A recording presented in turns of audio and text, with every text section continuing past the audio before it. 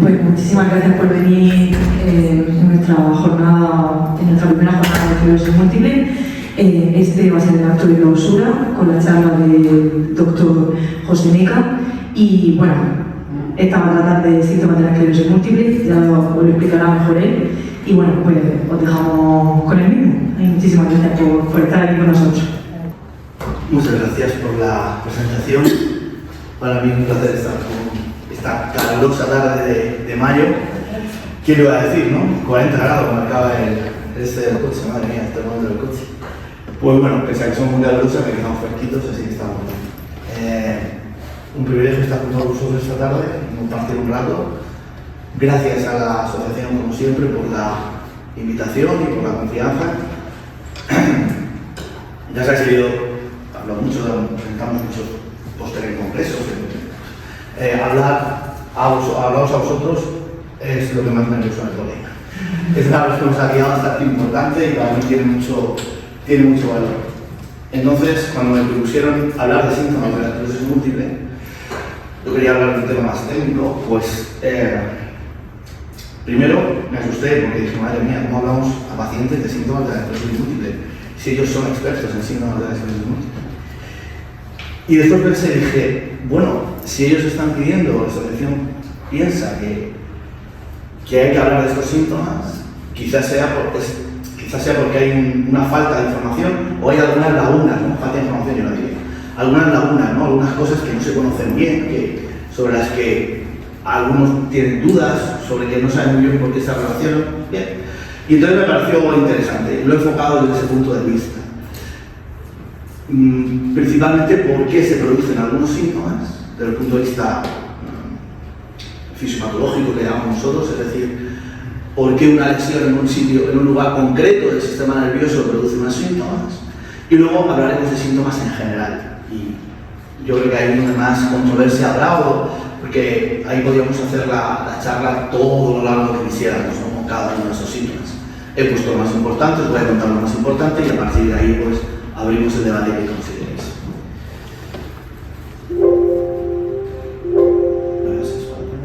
Ahora, funciona, perfecto. Bien, no sé si veis bien, quizás si se pudieran quitar estas luces de aquí, que me están iluminando a mí. ¿Veis bien la pantalla?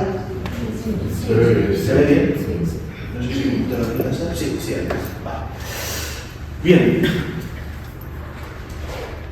Para comenzar, la incidencia, es decir, el número de casos que hay nuevos que hay cada año de esclerosis múltiple y los casos acumulados de esclerosis múltiple están aumentando de forma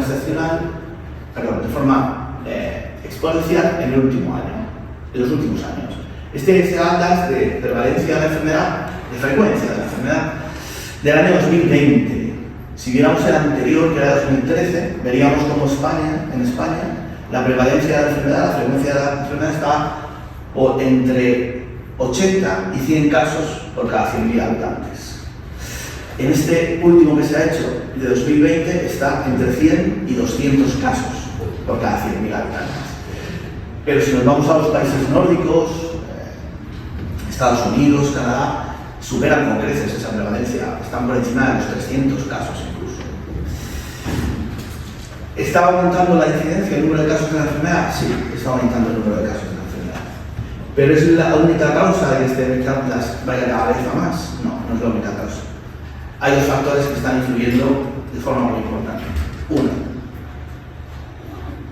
los criterios diagnósticos cambian continuamente, cada vez diagnosticamos antes la enfermedad. Un paciente que antes tenía una posibilidad en el futuro de la esclerosis múltiple, con los nuevos criterios que se van renovando cada año, ya se mete en el diagnóstico de esclerosis múltiple. Y dos, los tratamientos. Los tratamientos de modificadores de la enfermedad han aumentado la esperanza de vida de forma exponencial, hasta tal punto de que hoy ya se habla de que no reduce la esperanza de vida.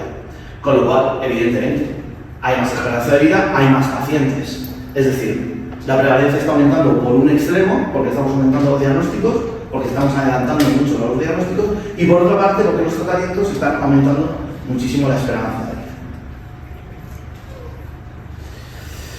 Ya sabéis muy rápidamente en qué consiste la enfermedad.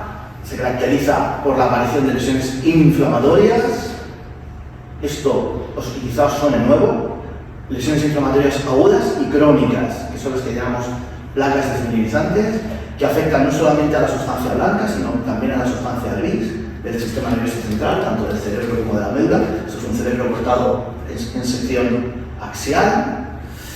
Estas lesiones inflamatorias destruyen la mielina y los oligodendrocitos, que son las células que producen la mielina. Como ahora después veremos, esto es importante, pero que se destruya la mielina no es tan importante. Lo importante realmente es que se destruya lo que hay debajo de la mielina, y debajo de la mielina está la neurona. Si solo se destruyera la mielina, no tendríamos enfermedad, no habría enfermedad. Se destruye la mielina y lo que conduce el impulso nervioso, que es la neurona.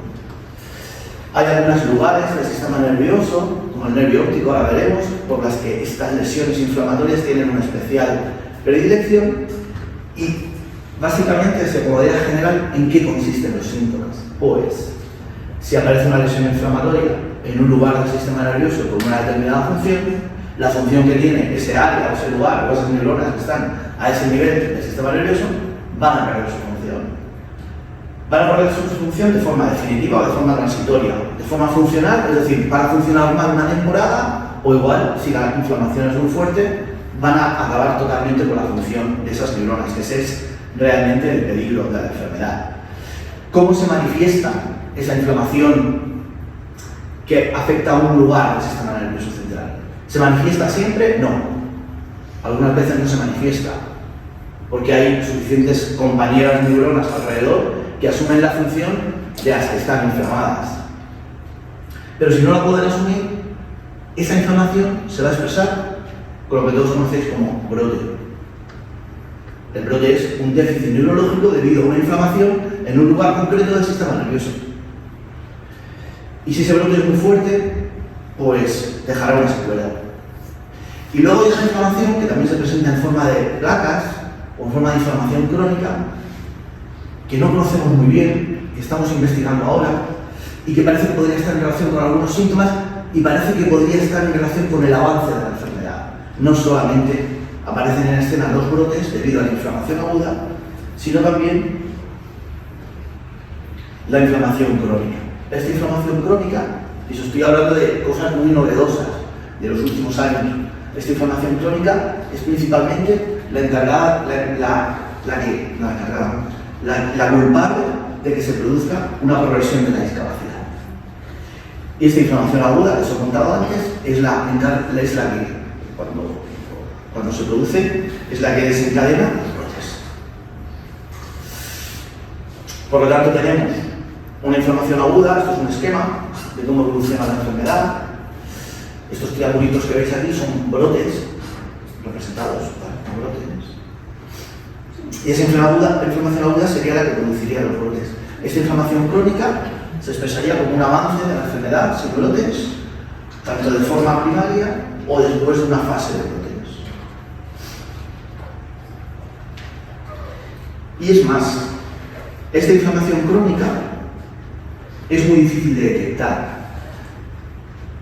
Hay inflamación crónica que sí detectamos con las herramientas clínicas que tenemos.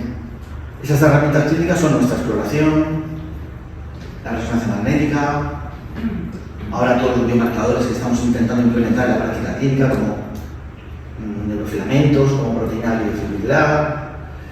Pero hay una parte de esa inflamación crónica que se piensa que está en relación con algunos de los síntomas de la enfermedad,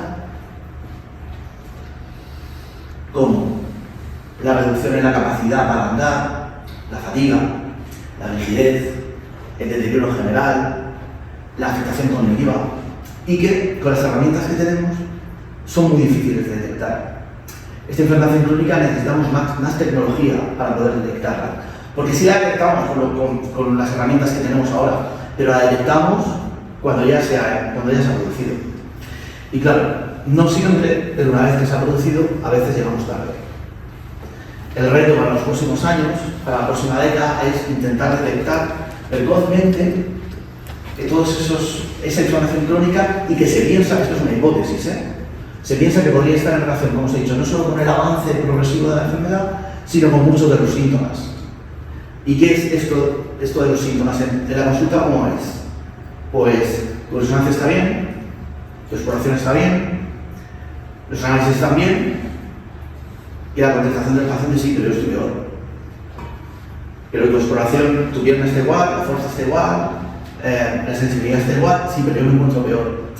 Esos son los síntomas y concretamente en qué te encuentras peor. Y después probablemente de 30 minutos hablando, no sabemos concretar exactamente por qué te encuentras peor. Porque sí, la fatiga sí la podemos medir con escalas, pero no solamente la fatiga, es algo más. Ese algo más que se encuentra el paciente es donde se piensa que está, detrás de donde está la inflamación crónica. Y es, como os decía, el reto para la próxima etapa, saber detectar. Esquemáticamente sucedería esto, que hay células inmunológicas, linfocitos, microglía, que atacan la vaina de mielina. ¿Ves? Como la destruye esto naranja, sería la vaina de mielina. Esto sería una neurona normal y esta es una neurona atacada por estas células, que es lo que sucede en la enfermedad. Como os dije, lo importante no es que esta vaina de mielina se destruya, porque además el cerebro tiene capacidad para poder regenerar esa mielina parcialmente. Lo grave realmente es que en ese ataque el axón quede afectado, o si el ataque persiste, no se afecta inicialmente, pero después sí que se puede afectar. Una vez que esta neurona es afectada, puede suceder que el axón no se afecte, que el oligodendrocito, que es la célula que sintetiza mielina, vuelva a sintetizar mielina y la neurona vuelva a funcionar. O puede ser que no, que este axón quede expuesto a otras células inflamatorias, a sustancias inflamatorias, a estrés oxidativo y destruye la neurona. Claro, este estrés oxidativo, que ahora está muy de moda hablar, solamente podemos hablar a nivel molecular. El estrés oxidativo no se previene de una forma concreta o con una medicación concreta o con un régimen de vida concreto.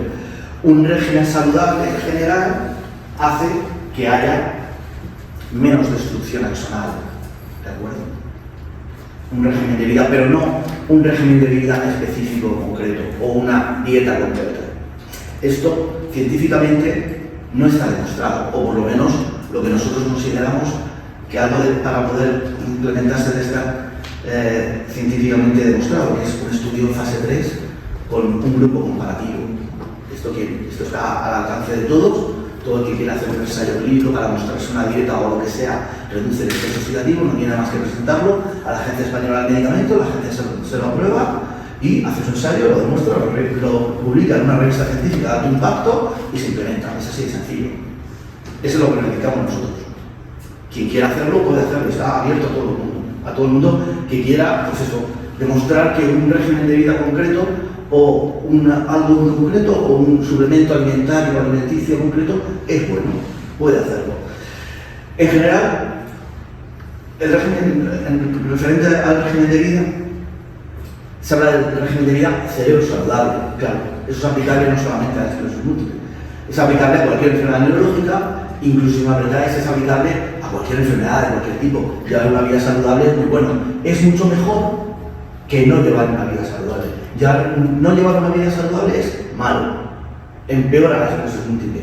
Lo que no está demostrado es que llevar una vida saludable mejore la esclerosis múltiple. Eso no está demostrado.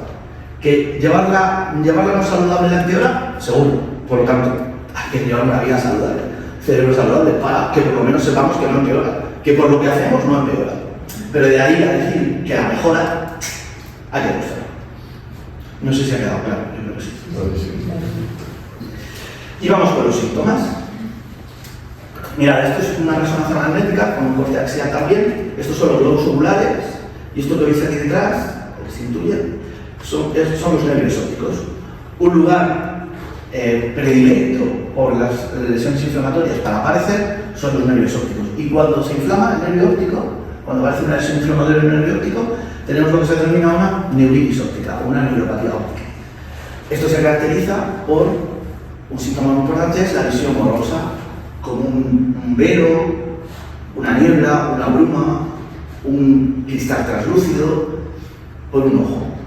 O sea, en vez de ver nítidamente, se ve así, como si no fuera muy nítido. Otro síntoma es la pérdida de los colores.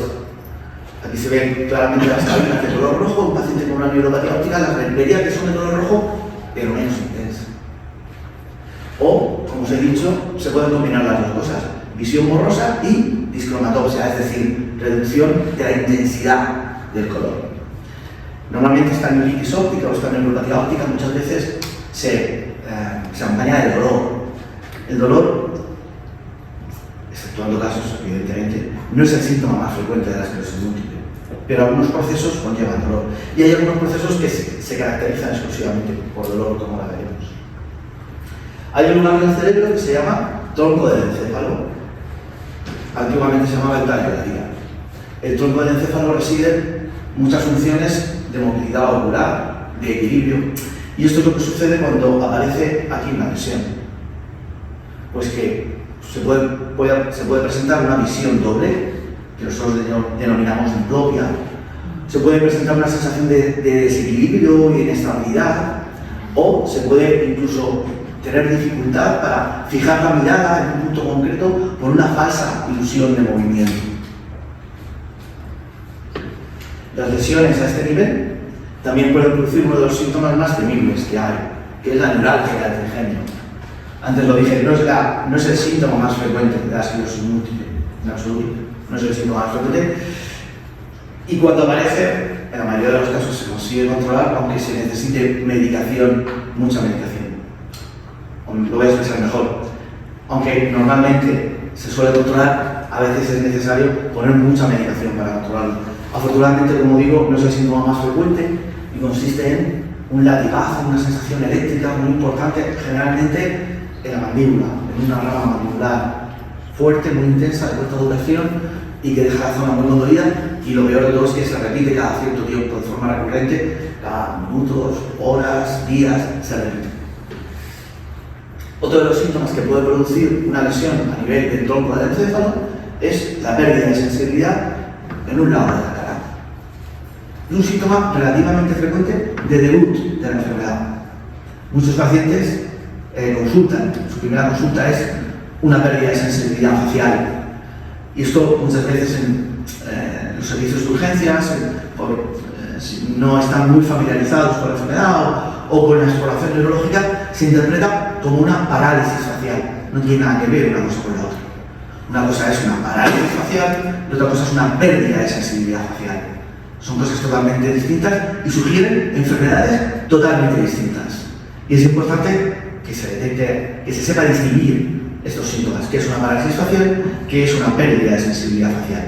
Normalmente cuando hay una pérdida de sensibilidad facial, el paciente lo nota lo que llamamos la cara como acolchada, ¿no? Una sensación de pérdida de sensibilidad, te tocas un lado de la cara, tienes sensibilidad normal, te tocas en el otro lado y no tienes sensibilidad, pero la simetría facial cuando miras al espejo es normal, no hay ninguna diferencia.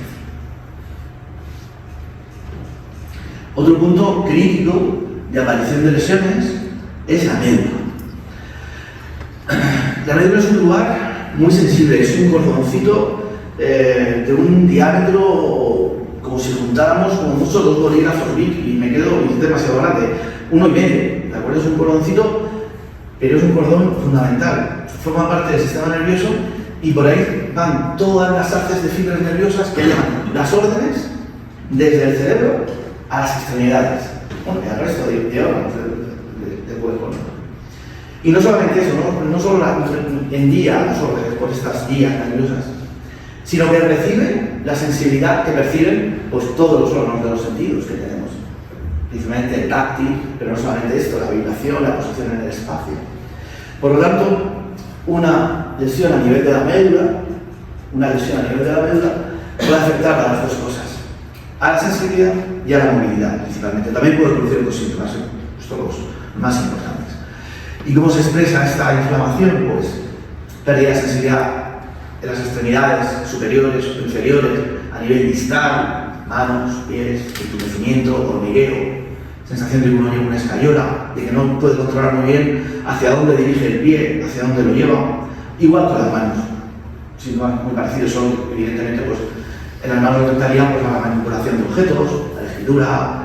A veces es cuando hay una pérdida de fuerza muy importante, no se puede mantener siquiera, qué sé yo, cualquier objeto en la mano y otras veces simplemente consiste en una falta de habilidad. Aquí también es importante hacer un buen diagnóstico diferencial, no la parte negativa, como os he contado antes, sino la parte positiva, porque muchas veces estos síntomas son expresión de pues, una afectación nerviosa menor, como es un síndrome del túnel del carpo, un atrapamiento nervioso, y no tiene nada que ver con que haya una lesión medular. Por desgracia, los pacientes con esclerosis múltiple también son susceptibles de tener cualquier otro tipo de enfermedad. Eso no les hace inmune a otra enfermedad o a otros procesos. Eso es algo que hay que tener en cuenta. Esta lesión medular también puede producir otros síntomas, aparte de la debilidad en extremidades, como a veces una sensación eléctrica que recorre la espalda a forma de calambre, con una intensidad variable. No siempre es muy doloroso, la mayoría de las ocasiones es molesto, muy molesto, pero no es especialmente doloroso, no es algo que sea especialmente doloroso. Y eso también es expresión de cuando hay una lesión medular. Todo esto que digo tenéis que ponerlo, contextualizarlo. En todo lo que explico hay grados y hay pacientes, siempre. Pero Magalhães decía que hay enfermos, no enfermedades, y cada enfermo tiene sus síntomas y le afectan los síntomas de una manera diferente al que tiene al lado. Por lo tanto, yo estoy hablando un poco en general, ¿de acuerdo?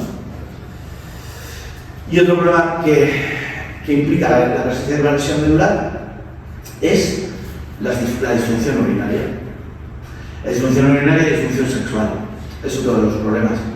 Estas disfunciones son de un manejo difícil, muy complejo porque es un área, toda la zona genitourinaria, donde hay muchísima inervación. ¿Qué quiere decir que hay muchísima inervación? Que hay muchísimas terminales nerviosas y hay muchísimas neuronas que hacen órdenes, que ejecutan, órdenes distintas.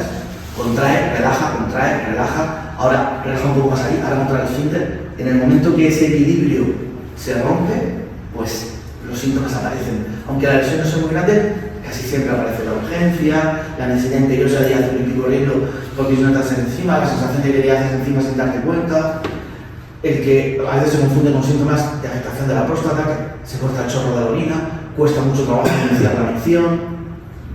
Por eso os digo que a veces el diagnóstico es complejo.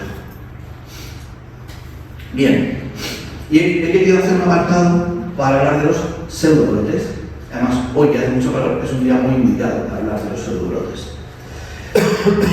Realmente, al final, los neurólogos llamamos pseudobrote a todo aquello que no es un brote, a todo aquello que es un síntoma para el que no tenemos explicación, en el sentido de que creemos que no hay detrás una lesión nueva en el sistema nervioso. Pero que nosotros pensemos eso no quiere decir que los síntomas no sean secundarios a la esclerosis múltiple. Que nosotros pensemos eso no quiere decir que no haya que tratar esos síntomas y no quiere decir que no tienes nada. No, claro que tienes síntomas debidos a la esclerosis múltiple, pero considero que esos síntomas no están producidos por una nueva lesión, que no es un brote. Esos síntomas están producidos porque allí donde hay una lesión se lentece la conducción nerviosa. El impulso nervioso va más lento, dependiendo de la gravedad de la lesión, es decir, de esa inflamación aguda, crónica, de las secuelas que haya dejado, pues ese impulso nervioso va a ser o más despacio, va a ir más despacio o va a ir más rápido. Si va más despacio, va a haber más síntomas. Si va más rápido, los síntomas van a ser menores. ¿Qué sucede con la conducción nerviosa? Que cuando aumenta la temperatura, bien externa o bien interna, se va a enlentecer. Esa conducción nerviosa se va a enlentecer en todos los humanos y en todos los seres vivos. Si encima hay una lesión desmineralizante, una lesión inflamatoria, se va a enlentecer todavía más. Y es muy fácil que con el aumento de temperatura se reproduzcan síntomas que al paciente le parece que es un nuevo brote, pero en realidad no es un nuevo brote. Es que a ese nivel donde tiene una lesión crónica, la conducción nerviosa va muy lenta, y al va muy lenta, vuelven a aparecer síntomas. Temperatura exterior, por ejemplo como hoy, o interior, la fiebre, el ejercicio físico extenuante que uno no pueda tolerar, el estrés, el nerviosismo, eso aumenta la temperatura corporal, una infección, aunque no suba la temperatura, cualquier proceso intercurrente, una neumonía, una infección urinaria, fácilmente puede reproducir síntomas de esclerosis múltiple. Nosotros, muchas veces cuando hay algún problema de este tipo, decimos, primero curar la infección. Y cuando curemos la infección, veremos qué queda. En muchísimas ocasiones, yo diría que en el 90% de los casos, los síntomas se suelen ir, se acaban yendo. Cuando se cura la infección, o baja la fiebre o baja la temperatura corporal. Recomendación en esta época del año siempre, protegerse de las temperaturas extremas, y si uno no se puede proteger o se tiene que exponer, intentar descansar cuanto antes si aparecen síntomas y que se reduzca la temperatura ambiental, o si hay una infección y hay fiebre, pues intentar reducir estos síntomas. Respecto al ejercicio físico, cada uno tiene que saber dónde está su límite y no superarlo. Porque un ejercicio físico extenuante, entendido por extenuante un ejercicio físico que particularmente una persona no puede tolerar. Si no lo toleras, te va a aumentar la temperatura y te vas a encontrar mal, y no es bueno. Tienes que ir siempre a su máximo, tienes que quedarte por debajo de donde puedas tolerar, aunque de forma progresiva, si cada vez entrenas más, puedes aguantar más y puedas hacer un ejercicio físico de mayor intensidad. La norma para este pseudobrote, para identificarlo, es que cuando cesa ese factor precipitante, cesa el síntoma o mejora el síntoma. Bien, y ahora, como os decía, vamos a hablar de síntomas que son muy frecuentes, que muchos os veis identificados en ellos. Hay más, hay la lista, podría hacer 3 pantallas de eso. He puesto lo más importante porque quizás hay otros síntomas que son menos frecuentes, ¿no? Y os sentís menos identificado, o que pensáis, o que pienso que no va a ser de utilidad hablar de ellos. Hablaremos pero muy rápidamente, de la alteración de la marcha, de la espasticidad, de la fatiga, de la disfunción urinaria, depresión, disfunción cognitiva, dolor, alteración del equilibrio interno y de la disfunción sexual.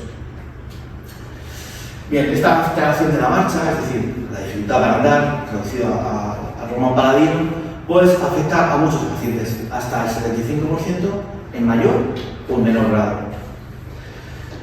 Claro, la facilidad o la dificultad para desplazarse de un lado a otro es una de las funciones que más valoramos. Por lo tanto, esa afectación de la marcha impacta, si es grave, impacta muy negativamente en la calidad de vida del paciente. Además, esta alteración de la marcha no solamente, en esta alteración de la marcha no solo influye la debilidad que pueda producir esa lesión que está haciendo que la piel, que alguna extremidad inferior no se mueva bien, no tenga buena movilidad.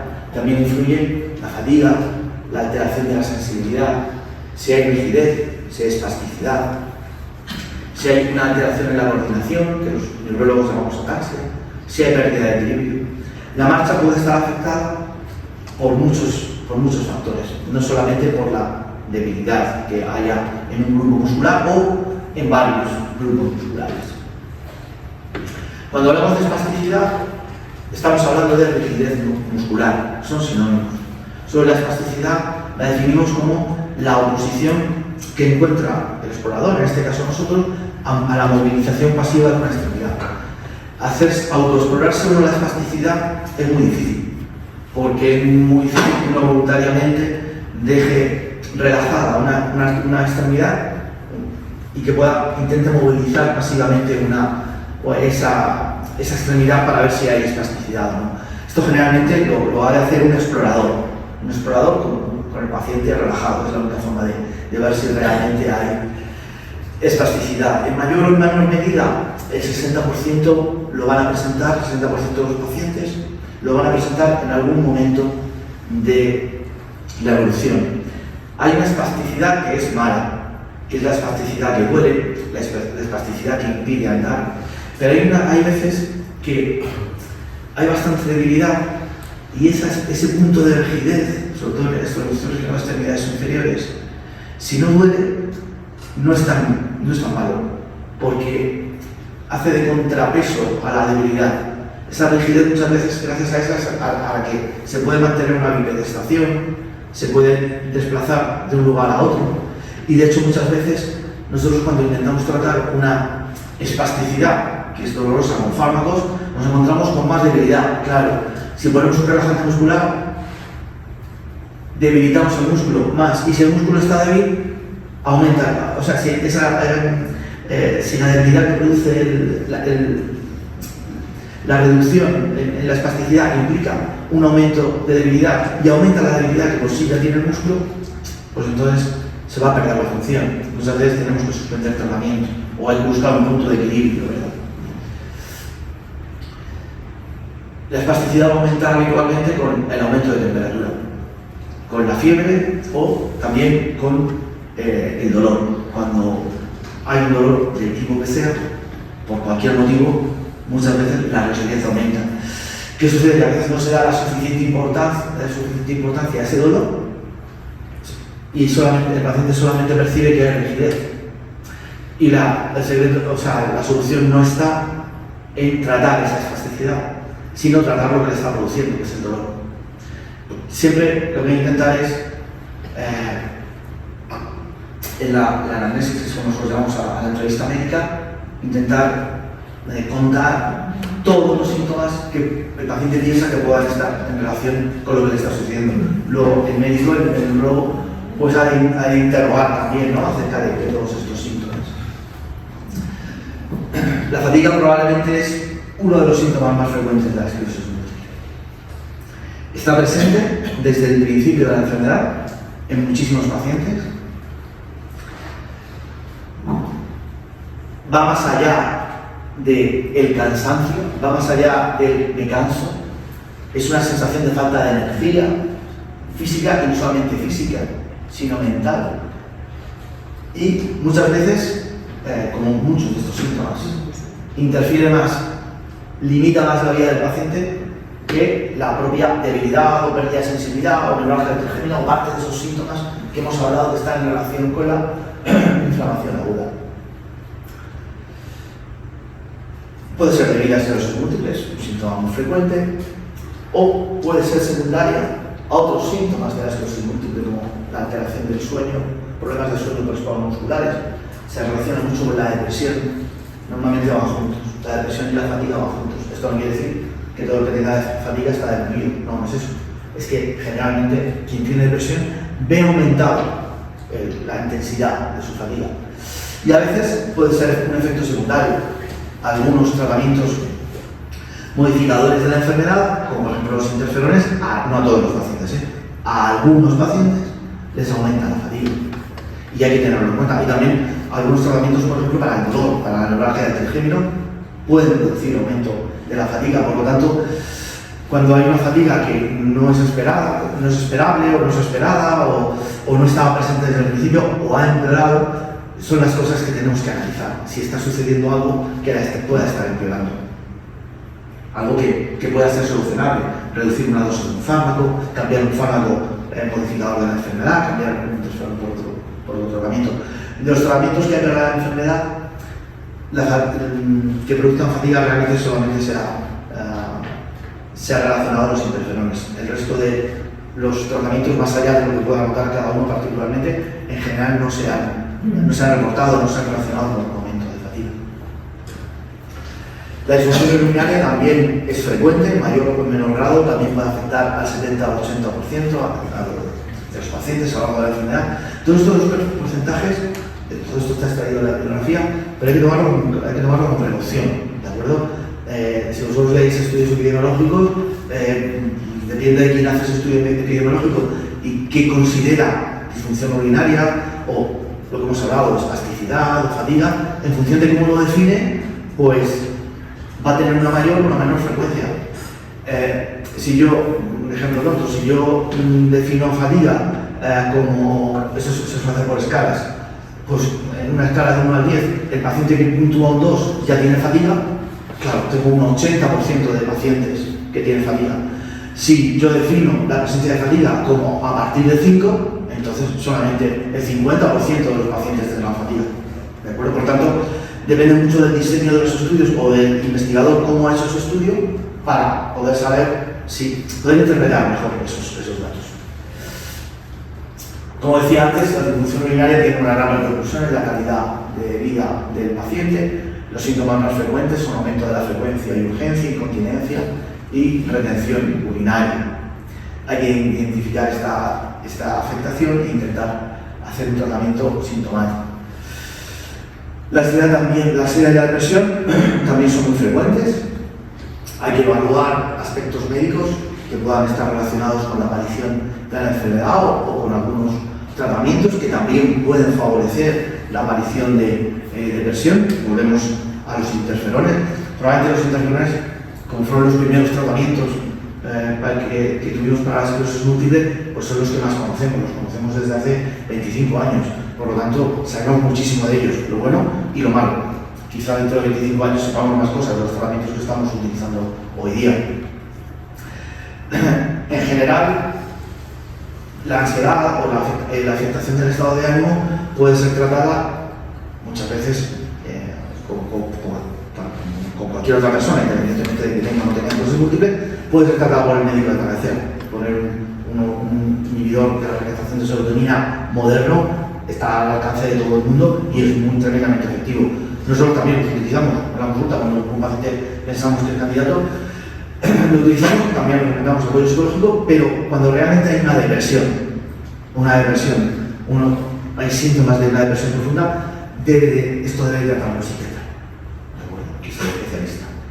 Porque además suelen ser depresiones reactivas que responden muy bien al tratamiento y son depresiones que no necesitan estar siempre con tratamiento. Un tratamiento adecuado, bien prescrito, permite estar en una temporada de tratamiento y luego poder suspenderlo, en la mayoría de los casos.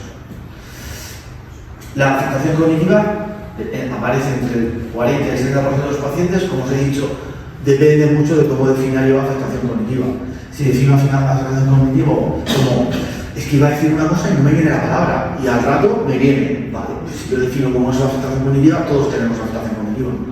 Si soy más estricto, pues entonces la frecuencia va a bajar, ya no va a ser del 70, sino que va a ser del 40.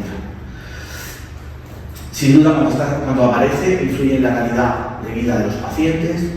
Lo más frecuente es que se afecte la atención, la velocidad de procesamiento de la enfermedad, de la información. Parece como si el cerebro funciona bien, pero un puntito más lento. Puede afectar un poco a la memoria, ¿de acuerdo? Y a la planificación y ejecución de tareas. Escucharéis en otras enfermedades neurológicas que también hay deterioro cognitivo, no se escapa ninguno, pues la enfermedad de Alzheimer, otros tipos de demencias frontotemporales, etc. Es distinto, ¿de acuerdo? Cuando oigáis afectación cognitiva, cuando nosotros hablamos de afectación cognitiva de esclerosis múltiple, no nos estamos refiriendo a ese tipo de afectación cognitiva, ¿de acuerdo? Nos estamos refiriendo justo a estos síntomas que yo estoy hablando. Son síntomas que son limitantes, pero no estamos hablando de un proceso neurodegenerativo, ¿de acuerdo? Por lo menos en la mayoría de los casos. La aparición del dolor y de la intensidad del dolor es tremendamente variable. Es un síntoma que no podemos mirar hacia otro lado, decir que no existe, como os he dicho antes, sí que existe, pero no es el síntoma más importante de la enfermedad.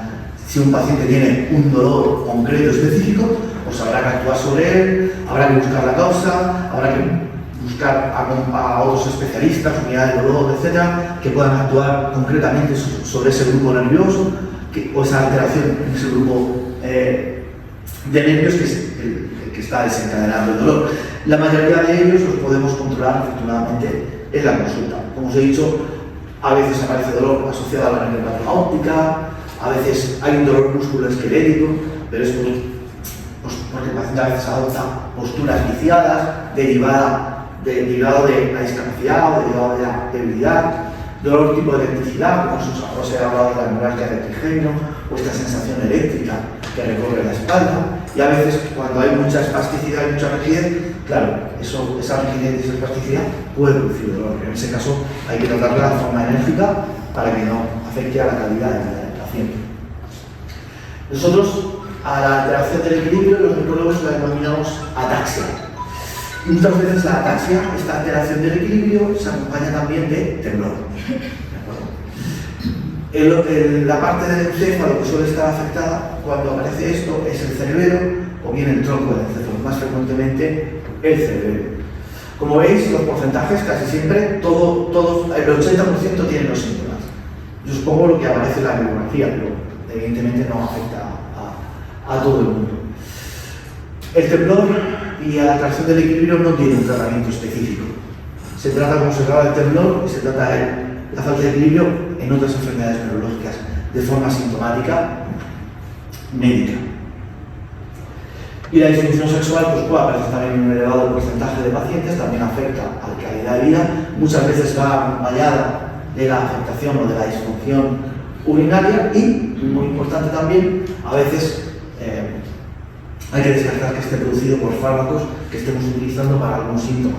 Ya sabéis que también en la disfunción sexual a todos los humanos nos afecta, puede estar afectada por una afectación psicológica, por lo tanto también es algo que hay que tener en cuenta. Lo que pasa es que la enfermedad per se puede producirlo. O sea, a ello le añadimos que pueda haber fármacos y a ello le añadimos que psicológicamente a uno le puede afectar, pues ahí tenemos la elevada prevalencia que puede haber. Y ya a modo de resumen, a modo de conclusiones,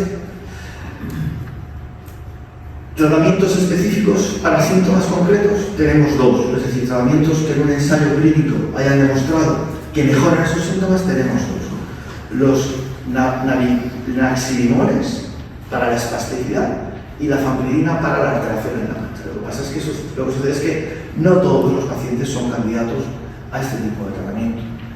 ¿Qué hacemos con el resto de síntomas? ¿Cómo tratamos el resto de síntomas cuando se establecen de forma crónica? Pues como tratamos otras enfermedades, cuando aparecen en otras enfermedades neurológicas. Exactamente igual. Utilizamos fármacos que a lo largo del tiempo, con la experiencia, nos han demostrado que pueden funcionar. ¿Qué sucede? Pues que la rehabilitación, concretamente la fisioterapia, el ejercicio físico tutelado y bien dirigido, la terapia cognitivo-conductual, la terapia ocupacional, y aquí veis que no he nombrado ningún fármaco, muchas veces mejoran estos síntomas, en general. Entonces es bueno plantear alguna de estas opciones cuando aparecen algunos de estos síntomas, sobre todo la fatiga.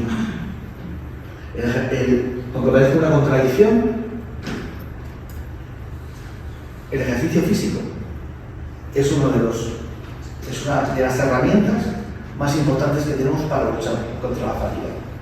La fatiga es un círculo vicioso. Cuanto más fatigado estoy y menos me muevo, más fatigado estoy. Si yo aumento ese umbral, ¿cómo? Haciendo ejercicio físico, aumento el umbral a que voy a estar fatigado.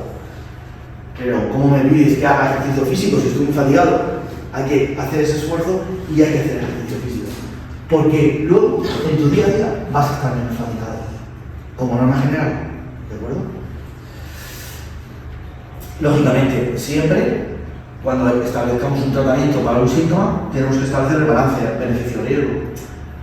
Si voy a poner un tratamiento para la espasticidad, porque hay una rigidez muscular, pero eso va a hacer que el paciente no se pueda mantener en pie o apenas pueda dar unos pasos debido al tratamiento que le estoy poniendo para que no haya rigidez, ese tratamiento no es bueno. Hay que ponerlo siempre en la balanza y hay que hablarlo siempre con el paciente, porque el paciente es el que va a decir cómo está viendo este tratamiento y cómo le está resultando.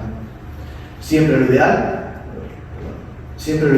es que el abordaje de los síntomas sea multidisciplinar, es decir, que no podemos hacer esto con todos los síntomas, pero cuando un síntoma sea rebelde, refractario, sea difícil de control, varios especialistas se sienten a hablar de ese síntoma de ese paciente en concreto.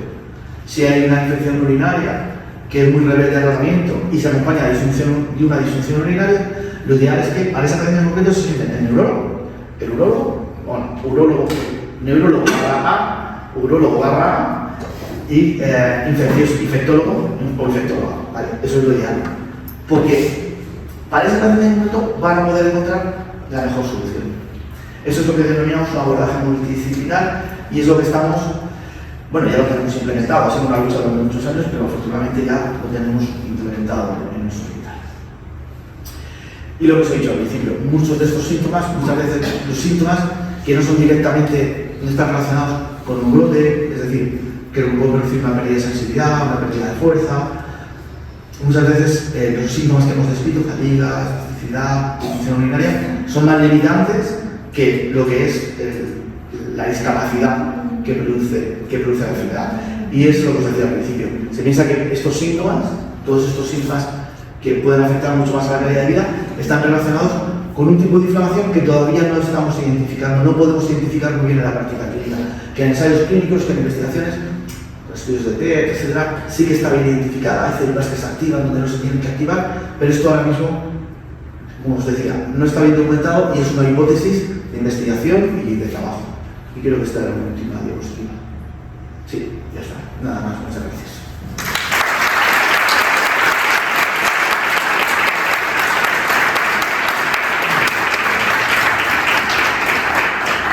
Muchas gracias, por supuesto, cualquier cosa que me queráis preguntar. Abrimos a un turno de debate. La verdad es que ya se ha puesto en la primera diapositiva. Me ha chocado mucho que en los países asiáticos la prevalencia de la enfermedad es muy baja. No sé si tiene algo que ver la raza. Sí, tiene que ver. Hay grupos de población como los indios americanos, como los habitantes de Alaska, en donde antes los aborígenes, los originarios, los maoríes de Australia, y también a los asiáticos, donde la incidencia de la enfermedad es menor. Son su predisposición genética como raza es menor a tener la enfermedad. Y en las poblaciones asiáticas y caribeñas, a la enfermedad, a lo que su raza les hace ser más susceptible, aunque también hay está la esclerosis múltiple, es la neuromilitis óptica, que es una variante. Hasta 2006 se pensaba que era una variante de la esclerosis múltiple, hasta que aparecieron los anticuerpos y se ha visto que es una enfermedad totalmente distinta, no tiene nada que ver. En estas, por ejemplo, en Japón, la prevalencia de la NMO de la neuromilitis óptica es como 10 veces o 20 veces la que tenemos en Occidente, muchísimo más frecuente. Y también hay países donde los estudios epidemiológicos o no están bien hechos o no existen. Países africanos, países asiáticos por tema político poco transparentes. Entonces ahí realmente hay muchos datos. Los datos que tenemos son los que se reportan. Si no se reportan datos, pues claro, no hay datos acerca de cuál es la prevalencia real.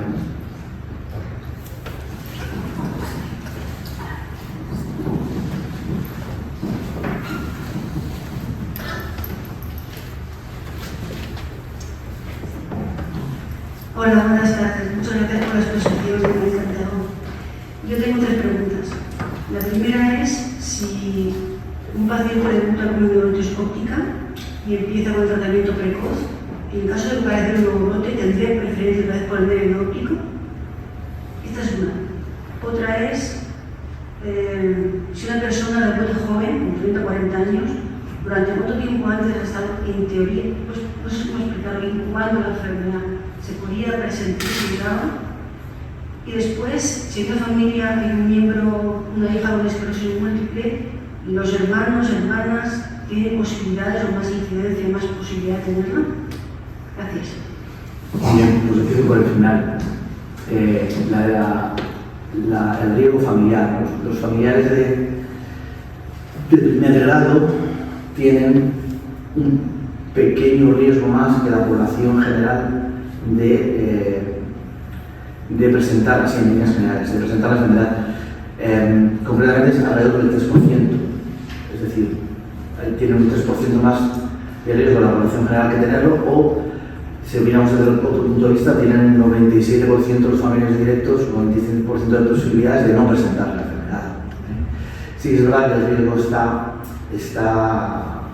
un poco aumentado, y está un poco aumentado porque hay formas familiares. Hay varios miembros de una misma familia que lo tienen, y entonces esto hace que la prevalencia global familiar aumente.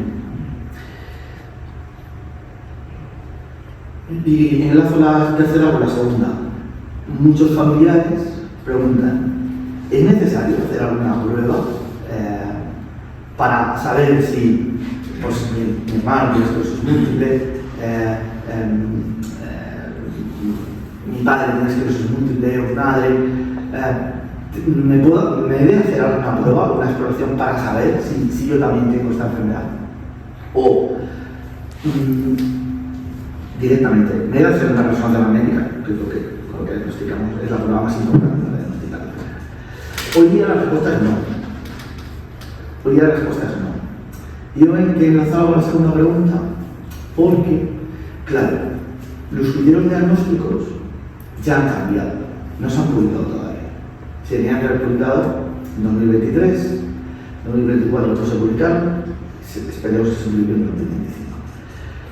En general, no podemos hablar sobre los criterios diagnósticos, pero como idea, lo que cambian estos criterios diagnósticos es que antes solamente se podía diagnosticar la esclerosis múltiple cuando había síntomas. Estos nuevos criterios diagnósticos van a permitir diagnosticarla sin que haya síntomas, es decir, con una resonancia magnética sugestiva de esclerosis múltiple. Además hay que cumplir otros criterios adicionales. ¿Y esto por qué es así? Por la segunda pregunta. Porque la experiencia, el tiempo, nos ha demostrado que cuando nosotros diagnosticamos a un paciente de esclerosis múltiple, la esclerosis múltiple no ha empezado ahí, en ese momento. Ha empezado varios años antes. Lo que pasa es que o no ha dado síntomas, o los síntomas no han sido bien identificados por el paciente, o si los tuvo, se atribuyeron a que no tenían relevancia, se les atribuyó que no tenían relevancia. Qué paradoja, ¿no? Es decir, ¿por qué un paciente puede tener la enfermedad años antes y no tener síntomas? Porque su cerebro es muy fuerte y muy sano. Por eso digo que es paradoja. Si su cerebro fuera débil y tuviera poco volumen neuronal, o sus neuronas, mejor dicho, estuvieran mal conectadas, probablemente una lesión le daría síntomas desde el primer momento. Les estamos diciendo que tenemos un cerebro saludable y cuanto más saludable lo tenga, como parece una lesión, menos posibilidades de que esa lesión te dé síntomas. Esto es una paradoja. No se sabe cuánto tiempo empieza antes la enfermedad. Se sabe que sin estudios poblacionales que se han hecho en los países nórdicos, se ha comprobado que todos los pacientes que son diagnosticados de esclerosis múltiple, en los 20 años previos al diagnóstico, hay un aumento considerable y significativo de consultas al médico de atención primaria por cuestiones banales, por síntomas banales, de forma más frecuente que la población en general. Es decir, estos pacientes han consultado más veces por fracturas, dolores de cabeza, constipados, por cosas que no están en relación con la esclerosis múltiple. Que no es que se haya torcido el pie porque tienen el pie débil, tienen un mayor número de consultas. Pero hasta ahí se ha podido identificar. Se sabe, por eso se habla de una esclerosis múltiple, la palabra es complicada, se llama prodrómica. Una esclerosis múltiple prodrómica son estos síntomas en específico que se ha visto que los pacientes que se diagnosticaron esclerosis múltiple, los tuvieron, pero que evidentemente no todas las personas que tienen esos síntomas totalmente inespecíficos van a acabar desarrollando una esclerosis múltiple. No, eso no es así. Habrá que ver la forma de si se identifica, hay alguna forma, y eso también se está investigando mucho, de identificar muy precozmente a estos pacientes. A pacientes que pudiera estar debutando una enfermedad sin que ellos lo supieran. En esto va a tener muchísimo valor los biomarcadores, los análisis, que puedan detectar daño neuronal. Y lo que pasa es que estos estudios se tendrán que hacer en lugares donde haya una prevalencia muy alta de la enfermedad, muy alta. Probablemente en los países nórdicos, Canadá, pero es verdad que dará igual que se hagan allí los estudios, porque luego los resultados no los podemos aplicar nosotros. De todas formas, algún estudio de esos también se está planteando hacer aquí en España. Y la última pregunta, que era del nervio óptico, no necesariamente. Una neuropatía óptica, el siguiente brote o los siguientes brotes no tienen por qué ser una neuropatía óptica, en absoluto. Lo que pasa es que, claro, de forma particular, un paciente puede coincidir que la mayoría de brotes que ha tenido sean neuropatías ópticas. Si ha tenido 4 brotes, 3 han sido neuropatías ópticas. Bien, es posible. Y es posible, es muy probable que sea una esclerosis múltiple. Yo, si un paciente tuviera solamente neuropatías ópticas como brote, me plantearía si en realidad no tiene una esclerosis múltiple, si tiene otra enfermedad. También inflamatoria, pero tiene otra enfermedad parecida o que está simulada en la esclerosis múltiple. Muchas veces cuando hacemos ese estudio decimos, pues hasta aquí hemos llegado, es que el único diagnóstico posible es esclerosis múltiple. Hemos intentado identificar otras enfermedades, pero el resultado es negativo. Por lo tanto, si a lo que más se parece esta enfermedad, estos síntomas, es una esclerosis múltiple y realmente está afectando al paciente, debemos de considerarlo como una esclerosis múltiple. Porque es verdad que hay formas que se manifiestan de forma muy caprichosa, como por ejemplo solo por neuropatías ópticas. Hola, buenas tardes. Muchas gracias por la charla. Yo quería preguntarle con respecto a la depresión, que es un síntoma, no sé, consideramos como un síntoma bastante común en los pacientes, si está provocada por, bueno, si se sabe si está provocada por lesiones, por placas inmunizantes en el cerebro, o si es más por factores externos, psicosociales, o incluso por el propio diagnóstico del paciente. Muchas gracias. Muchas gracias por la pregunta. Es una pregunta.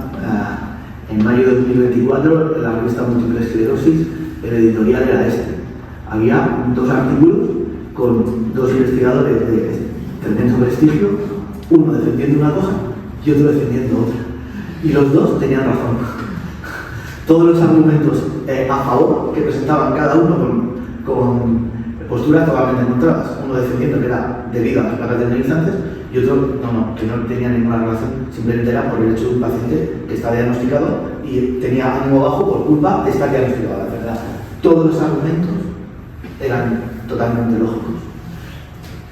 ¿Qué pienso yo? Pues que los 2 tienen razón, que es por las 2 cosas. Que como cualquier otra persona, un paciente de esclerosis múltiple puede tener el ánimo bajo o hasta que llegar a tener una depresión, y que sin duda esas lesiones hacen que determinadas áreas del cerebro estén peor conectadas, funcionen peor, bajen determinados niveles de neurotransmisores. Hay argumentos que respaldan esto, y que un paciente con esclerosis múltiple tiene más predisposición a tener síntomas depresivos. Aquí lo que hay que intentar es poner de un lado el sentimiento de culpa, la sensación de falta de productividad. Hay que intentar ser lo más pragmático posible, es decir, hay que pensar esto en una elevada proporción de lo que tengo es por culpa de la enfermedad. Y como es por culpa de la enfermedad, aparte de que por supuesto necesito un apoyo psicológico, si realmente estoy afectado, la clínica es fundamental para poder salir de aquí. Y muchas veces no hay que buscar el tiro, es decir, si la clínica hace que tú estés mejor, no me vale la frase, es que yo no quiero depender de la clínica. No, error. Lo que tienes que estar es bien. Si la clínica hace que estés bien, vamos a un momento a ponerte bien, a que estés bien. Y cuando estés bien una temporada, ya veremos qué hacemos con la clínica. Pues intentaremos quitarla. Que no la podemos quitar, pues no la podemos quitar, pues tendrá que seguir con la clínica. Pero, ¿qué quieres? Estar una depresión de caballo, pero yo no dependo de pastillas. No, esto es un error. Es mucho peor estar mal que al final, es que estamos hablando de una lesión que está produciendo algo. Por lo tanto, vamos a actuar. Si funciona, otra cosa que no funcione, pero si funciona, vamos a actuar con este fármaco.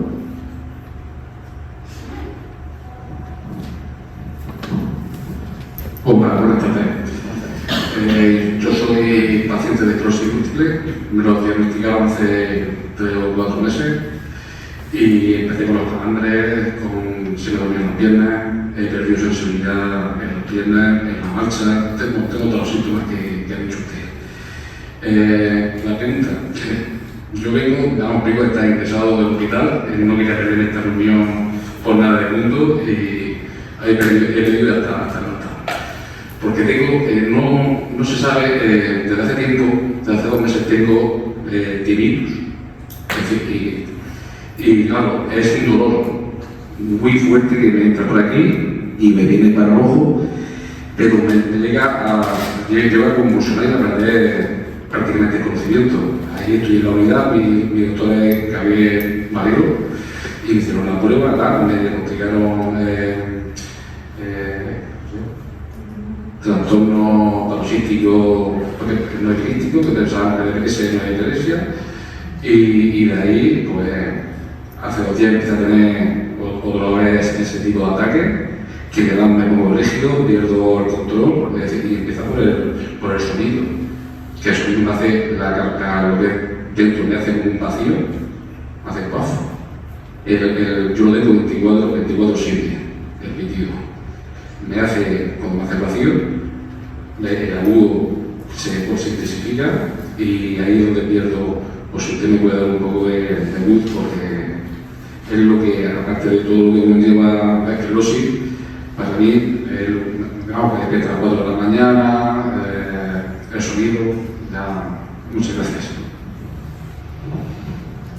Muy bien, con las limitaciones que tiene conocer solamente parte de lo que me has contado, te voy a decir dos cosas. Primero, el neurólogo que te llevas es muy buen neurólogo, entonces fíjate de mucho porque sabe muchísimo, entonces seguro que te va a orientar muy bien.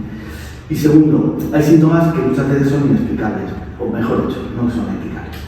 Hay síntomas que no son frecuentes, es decir, yo aquí hablo de síntomas frecuentes, pero es verdad que hay síntomas particulares que tiene un paciente que no son los más habituales. Ahí, como actuamos generalmente, es mirando el lugar donde pensamos que debería estar la lesión que está produciendo los síntomas.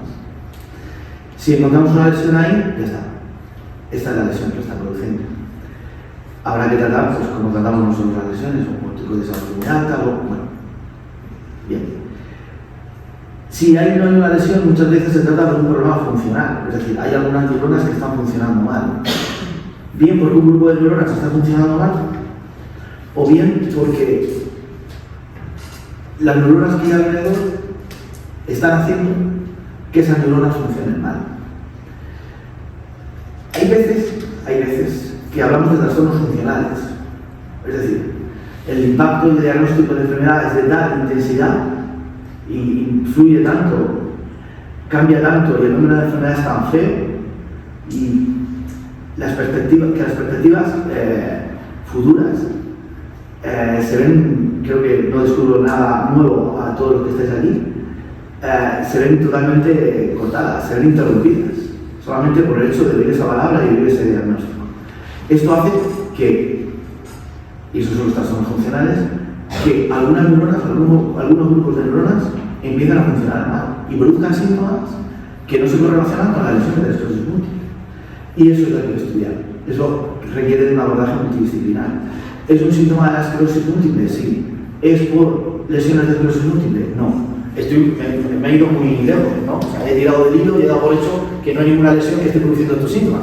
¿De acuerdo? O sea, pero bueno, he intentado contestar la pregunta pues, con todas las posibilidades. O sea, que muchas veces es verdad que hay síntomas que no están detrás de una lesión. Y por ejemplo, la prueba tienes la fatiga. ¿Dónde está la lesión de la fatiga? ¿Y por qué se produce la fatiga en la esclerosis múltiple? Hipótesis y teorías, pues lo acabo de poner aquí. Ahora se piensa que hay una inflamación crónica, pues esto son hipótesis todo. Pero realmente a día de hoy, ¿por qué hay tanta fatiga en la esclerosis múltiple? Pues que si el eje de la hipófisis hipotálamo, que si la inflamación, que hay muchas hipótesis y que todas son muy válidas, pero exactamente por qué no es como la lesión del nervio óptico que produce déficit visual, eso está clarísimo. Todos esos síntomas, pues muchas veces no se sabe por qué se producen, ni hay una explicación. Hay que tratarlos sintomáticamente y a veces hay que tratarlos también, pues lo que he puesto ahí, con una terapia cognitivo-conductual, es decir, enfrentándose a los síntomas, intentando dominar los síntomas. Esto va a ser un poco de vudú, ¿no? Pero no es terapia cognitivo-conductual, o sea, es así. Si hay un síntoma que me está debilitando, que me está afectando mucho y no hay una lesión orgánica que los está produciendo porque he buscado pero no he encontrado, pues entonces hay que hacer este tipo de terapia. Hola, buenas tardes. Muchas gracias por la charla. Mire, yo una duda que tengo a raíz de nuestro caso, que nosotros no somos enfermos de esclerosis múltiple, mi hijo.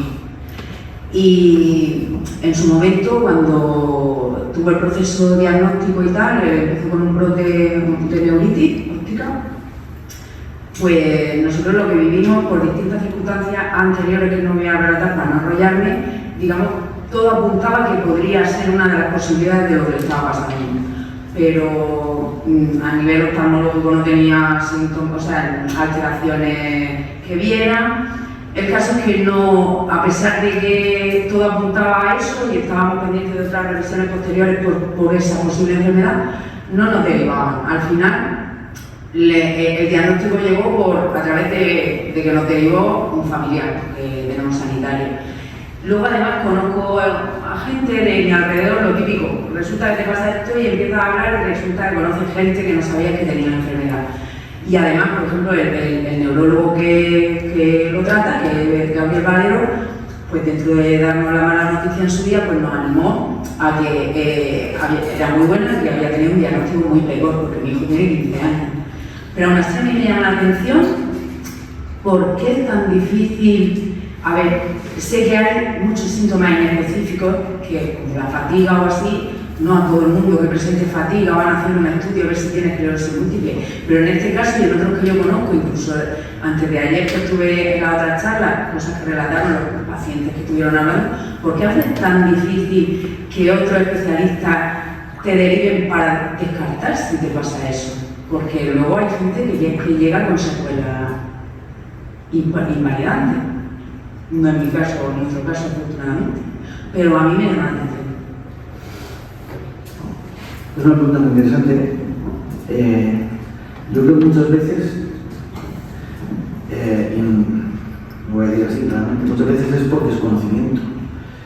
El año pasado salió un artículo publicado en la revista Neurología, que es el órgano de publicación de la Sociedad Española de Neurología, y se hizo un trabajo entre los estudiantes de medicina y se describió que los estudiantes de medicina tienen fobia solo a una cosa, a la asignatura de neurología. Tienen fobia, es brutal. Y de hecho, en el comité de la especialidad, esto ha impactado mucho y se está intentando averiguar qué métodos, o sea, qué se puede hacer cuando haya solo universitario para que desaparezca esta fobia a esta asignatura. Realmente este desconocimiento, y no se excusa muchas veces de cómo funciona el sistema nervioso o de los síntomas neurológicos, es porque es una especialidad y es una disciplina extraordinariamente complicada. Es decir, a mí me gusta caer en decir, no, es que no sabemos nada del cerebro, no, sabemos muchísimas cosas, pero es verdad que digamos que el funcionamiento de este órgano, de este sistema, cuesta mucho aprenderlo y cuesta mucho entenderlo. Y bueno, pues tiene unas características muy especiales, diferentes a cómo funcionan otros órganos, otros sistemas. Y muchas veces especialistas en otras disciplinas, pues le cuesta mucho identificar estos síntomas, ¿no? Probablemente, en este caso particular, pues un déficit de visión, una alteración visual donde, si lo que hay es una alteración visual, si el ojo está bien, si el fondo del ojo está bien. Sí. Mi hijo estaba pendiente en unos meses, por una hallazgo casual, por otra cosa, de una revisión neurológica para descartar enfermedades mielinitantes. Y eso, aparte que yo se lo dije a los oftalmólogos en su momento, estaba en el historial, quiero decir. Entonces, pero aún así, no, porque yo creo que no se corresponde. Yo pensando, bueno, ¿vale? Ya, yo confío, porque además yo soy confío en la sanidad, soy sanitaria también. Pero claro, a mí me quedaba la duda y me quedaba la duda. Entonces, este familiar consultó con otro compañero neurólogo y entonces ya me dijeron, venga, sí que lo vea. Pero yo digo, madre mía, con tantas cosas apuntando a, si yo no tengo un familiar que me cuele o no sé, me llama la atención. Y luego, como he visto, pues eso que, no sé, el otro día narró otro muchacho joven su proceso diagnóstico que estuvo así, no sé, decir, pero a lo mejor unos 8 años con varios brotes, con cosas muy llamativas, a nivel motor incluso, y aún así no, y yo qué sé, me llama la atención porque no es una enfermedad, a ver, no es súper frecuente, pero no es tampoco infrecuente, es relativamente... Claro, lo que sí sucede es que, por ejemplo, aunque la pérdida de sensibilidad facial sea un síntoma muy frecuente en la enfermedad, el 90% de las pérdidas de sensibilidad facial no son debidas a eso.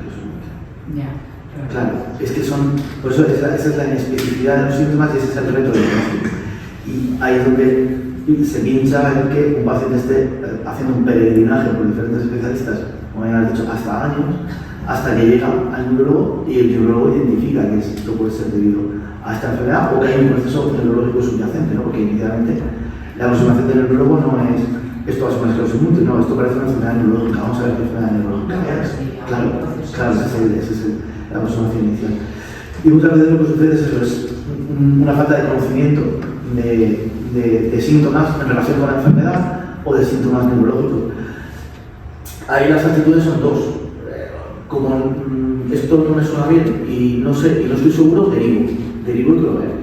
Y la otra opción es, pues, bueno, igual los síntomas a veces no son muy sugestivos, ahí yo ya no puedo entrar, ¿no? Claro. Son síntomas que no eran muy... claro, al especialista en cuestión no le son muy sugerentes, no le sugieren mucho la enfermedad o otro proceso neurológico y dice, mira, pues en mi esquema mental las posibilidades de que esto pueda ser una inflamación del nervio óptico pues es una entre 1000, así que pues no lo voy a llevar al neurólogo, ¿no? Porque claro, el neurólogo ha visto todos los casos típicos más 100 atípicos. Claro, cuando el neurólogo le dice, sí, que venga y lo vea porque de una vez o alguna vez he visto un caso que es parecido, claro, el neurólogo sí, pero claro, es que los casos atípicos los ve el neurólogo porque ya están diagnosticados. Entonces, de diagnóstico ya tú identificas los síntomas. El oftalmólogo, como no hay esclerosis múltiple, no sabe cuántos de esos síntomas acaban siendo diagnosticados de esclerosis múltiple.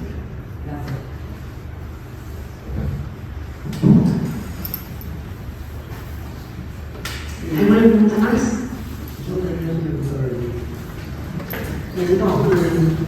Se me escucha. Buenas tardes. Tengo entendido que de cada 5 pacientes, 4 son mujeres. Tengo entendido que de cada 5 pacientes, 4 son mujeres y un hombre. ¿Es que en el hombre la sintomatología es diferente en general a la de las mujeres o que se esconde la enfermedad de una manera que el neurólogo no llega a detectarla con la facilidad que se hace en las mujeres? No, los síntomas son iguales. Los síntomas son iguales en el hombre y en la mujer. Es más frecuente mejor en la mujer por cuestiones hormonales, genéticas, etcétera. Pero no, los síntomas son idénticos en los dos sexos. No hay diferencia entre la aparición entre unos síntomas u otros. No.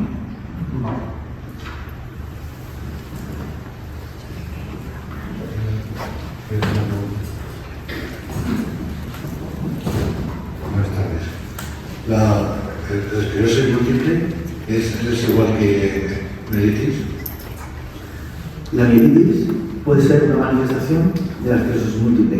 Hay casos de mielitis que se quedan en eso, en un episodio de mielitis, de inflamación de la médula, Yo tengo mielitis cervical. y no hay esclerosis múltiple, solamente hay una mielitis. Y el tratamiento es esclerosis múltiple. Por ejemplo, yo estoy con Ogonex. Depende. Puede ser la única lesión que haya y puede tratarse una esclerosis múltiple. Si es así, el tratamiento es de la esclerosis múltiple, evidentemente. Generalmente, cuando hay una mielitis solo, y es el único, digamos que es la lesión inflamatoria más importante, suele haber alguna otra lesión, aunque no esté dando síntomas, aunque sea una lesión pequeña, localizada en algún lugar poco significativo del sistema nervioso, pero generalmente suele hacer falta alguna lesión más para poder hacer el diagnóstico. Y hay veces que esta es la única lesión que hay, o sea, la única que da síntomas, quiero decir. Y si el diagnóstico es de esclerosis múltiple, pues efectivamente un tratamiento para La lesión mía es T1, C3. La que tengo ahí, pero hace ya 3 años que me dio y ya de entonces no me ha dado nada.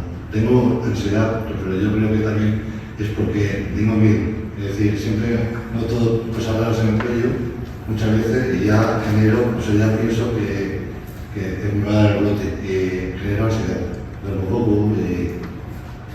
Eso es muy frecuente. Esa incertidumbre es extraordinariamente frecuente, es muy frecuente que sucede a muchísimos pacientes. Sobre todo cuando aparecen síntomas y sobre todo cuando aparecen síntomas que le recuerdan a uno el brote que tuvo y sobre todo en esta ocasión.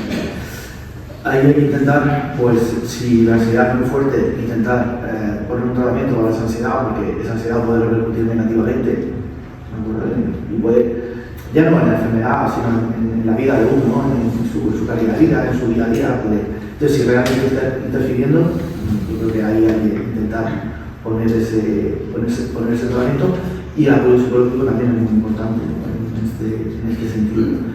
Y luego confiar, ¿no? Es decir, si está con un tratamiento que está aprobado para la enfermedad, se hacen unos seguimientos, y la enfermedad está estable, no hay lesiones, pues esto es lo importante, ¿no? Hacer un seguimiento y un manejo adecuado para ver que la enfermedad no están apareciendo nuevas lesiones ni hay riesgo de que vaya más. Muchas gracias.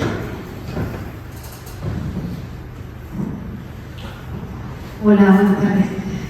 Yo quería preguntar si cuando debuta la enfermedad, los síntomas sensitivos, de óptica y tal, ¿son predictivos de una mejor evolución de la enfermedad? Sí, depende del sistema funcional que se afecte, el pronóstico es distinto. No tanto como que los sensitivos son más benignos, como que los motores, o sea, todos los eferentes, motores y esfinterianos, tienen el pronóstico. Si hay síntomas motores o síntomas esfinterianos, el pronóstico es peor en cuanto a recuperación de ese síntoma concreto y en cuanto a evolución de la enfermedad. También lo que pasa es que a veces hay síntomas sensitivos que son muy invalidantes, que son tremendamente invalidantes, por eso esto es en general. Claro, si el síntoma sensitivo es una pérdida de sensibilidad parcial en una parte de una extremidad, sobre todo sensibilidad táctil o sensibilidad analgésica, efectivamente ahí probablemente comparado con una pérdida de fuerza, ese paciente concreto va a evolucionar mejor. Sí.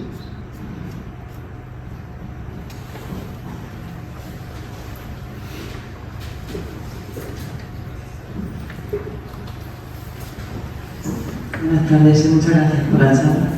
Quería preguntarle si previo al diagnóstico una mala calidad del sueño, no tener actividad física o una mala alimentación puede hacer que sean factores que provoquen esa inflamación y que nos lleven, o sea, hay estudios que demuestren como que previo a eso pueda provocarse una inflamación que nos lleve más a tener enfermedades autoinmunes, o en este caso esclerosis múltiple. Lo que está demostrado es lo que decía del estudio de los países hipnóticos, que los pacientes que fueron diagnosticados, antes del diagnóstico tenían todo esto que decías. Pero no todos los pacientes que tienen esto acaban desarrollando esclerosis múltiple. Es decir, la mayor proporción de pacientes que tienen todo esto no acaban desarrollando esclerosis múltiple. Por lo tanto, no se puede decir que esos sean factores de riesgo para acabar desarrollando esclerosis múltiple. Todo esto que has dicho de la pérdida de sueño, la falta de sueño, el estrés, todo esto, son factores que son contrarios a lo de hablaríamos de una vida cero saludable. Por lo tanto, es conveniente apartarlos de nosotros, es decir, que haya una buena calidad de sueño, intentar, a quien le puedes decir hoy día que no tenga estrés, ¿no? Intentar que apartarlo o minimizarlo, reducirlo, pero como norma general. No se puede considerar que estos factores son predisponentes o determinantes a día de hoy, para la aparición de la enfermedad. Igual dentro de 10 años estamos hablando de otra cosa, pero de lo que sabemos hoy, no podemos.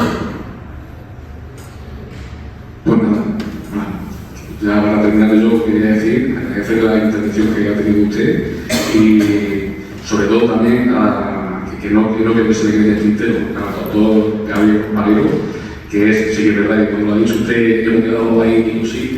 Para mí es un profesional como un pino, que a mí me está ayudando mucho y fue el que me animó a conocer la asociación de ANTE, para que gracias a él lo he conocido y también son unas fantásticas personas y simplemente eso, agradecer todo lo que hacéis. Gracias.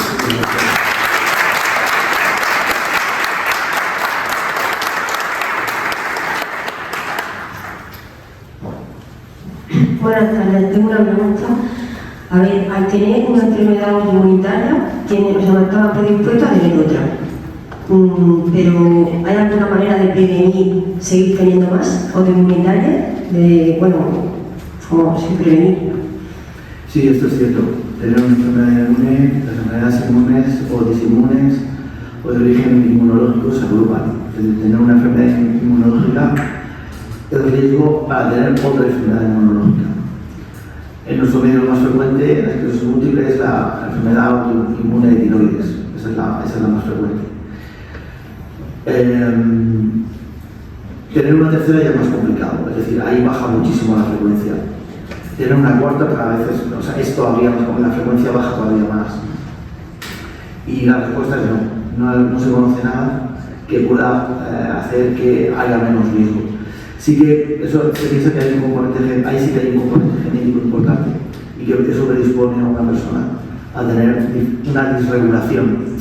Es decir, es como si esa falta de regulación del sistema inmunológico se expresara de varias formas, ¿no? Puede afectar no solamente al sistema nervioso, sino al sistema articular, por ejemplo, pensando en la artritis reumatoide y también al tiroides, pensando en una enfermedad inflamatoria inmune de tiroides. Quizás en el futuro esto se debiera abordar, como tú dices, ¿no?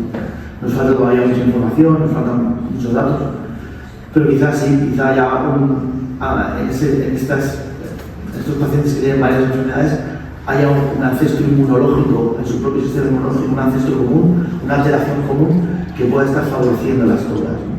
Y quizás ahí es donde se deba de actuar. Yo creo que con los fármacos que tenemos hoy día, cuando actuamos sobre la esclerosis múltiple, estamos intentando reducir la agresividad del descontrol que presenta el sistema inmunológico, de la desregulación que tiene el sistema inmunológico, por lo menos intentar atemperarlo un poco. Probablemente ese tratamiento, y esto es una hipótesis mía, esto no, probablemente este tratamiento pueda favorecer que no aparezcan otras enfermedades inmunológicas o que, quizás hablando de esto demasiado, ¿no? O que si aparezcan con una menor virulencia. Es posible porque yo pienso esto porque cuando vemos enfermedades, vemos pacientes con diferentes procesos inmunes y nos acercamos a los especialistas en cuestión, los tratamientos que utilizamos son muy parecidos, actúan casi en la misma diana, con una explicación diferente porque los órganos dianas son diferentes, pero la célula diana al final casi siempre es la misma, o muy frecuentemente la misma. Por lo tanto, pienso que quizá en el futuro esto se aborde de esta forma, ¿no? Es muy interesante la pregunta que has hecho.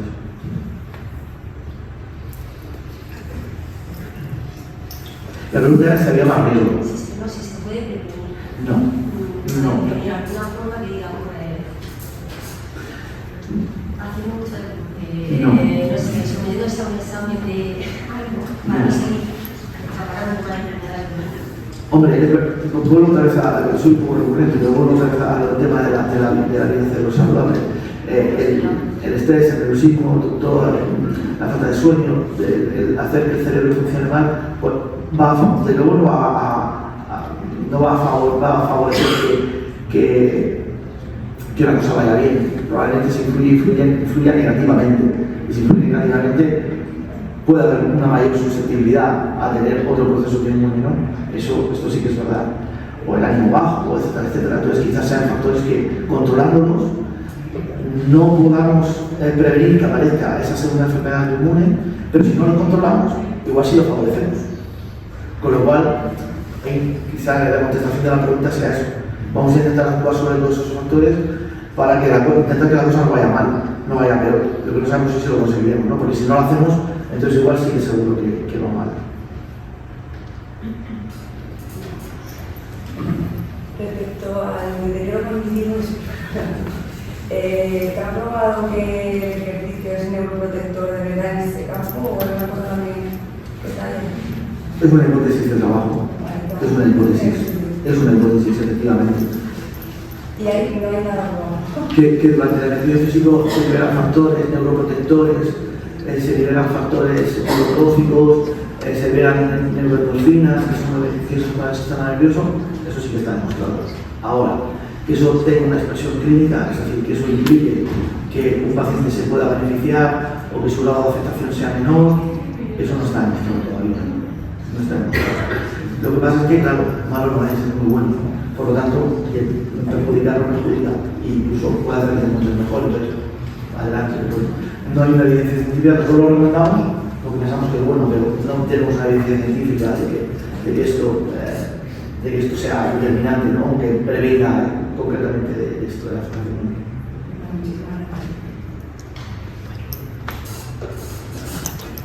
Como vosotros queráis. Bueno, pues sabemos que tenéis muchas dudas, que no hay que aclarar a abrir todo el tiempo posible resolviéndola. Tanto el doctor José Mega como el también podemos resolverla. Así que esperamos que hayan disfrutado de esta charla, de esta jornada y que podamos seguir haciéndola muchos años más. Así que, pues nada, ahora van aquí y muchísimas gracias por venir y muchísimas gracias.